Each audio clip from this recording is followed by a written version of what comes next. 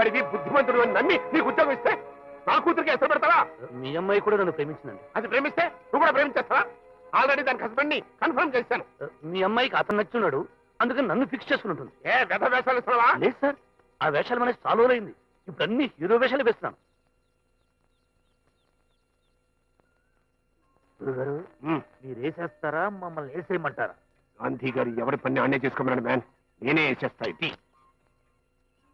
ఇదేంటా ఎండిపోయిన ఎండు చేపలా ఉంది? ఇది తెల్లోడు కనిపెట్టిందండి. ఏనైనా తెల్లోడే కనిపెడతాడు మ్యాన్. నల్లోడు దాన్ని కాపీ కొడతాడు. అల్లూరు సీతారామరాజుని చంపి దింపరే సార్. నీకెలా తెలుసు? మా తాత చెప్పాడు. ఆ రూదర్ఫోర్డ్ గారు తల కింద పెట్టుకుని పడుకుంటే మా తాత దెబ్బకొచ్చాడు. తెలిస్తే సౌండ్ రాదు, ముందొస్తా.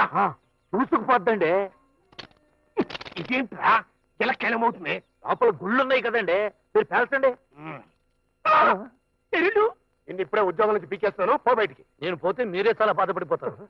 ఏ కొంపదీసి మా అమ్మాయికి వాంతులు కానీ తెప్పించావా? ఆ ఛాన్స్ మీ అమ్మాయి నాకు ఎప్పుడూ ఇచ్చింది, కానీ మీరు ఏడుస్తారని నేనే ప్రొసీడ్ అవ్వలేదు. సార్ సార్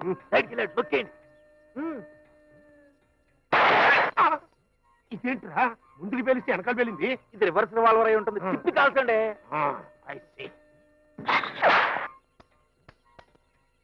ఇదేంటి మ్యాన్, ఈత పండ్ల బుల్లెట్ ఇలా రాలిపోయింది? మెత్తగా నొక్కుంటారు, కొంచెం గట్టిగా నొక్కండి.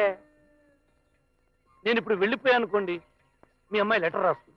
ప్రియమైన లాఠీ గారికి, నా కసాయి తండ్రి విశ్వనాథ్ సదరు ఈవీవి సత్యనారాయణ తీసిన ప్రేమ ఖైదీ సినిమాలో హీరోయిన్ తండ్రిలా మా ప్రేమను కాదన్నాడు.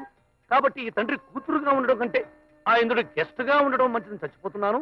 మీరు నా విలన్ తండ్రి మీద యాక్షన్ తీసుకోవాలని కోరుతూ సెలవు ఇట్లు శిల్ప అని రాస్తుంది, మీకు వాస్తుంది. నన్ను వెళ్ళమంటారా? వీడు దాన్ని అంతవరకు ప్రిపేర్ చేసినట్టున్నాడు.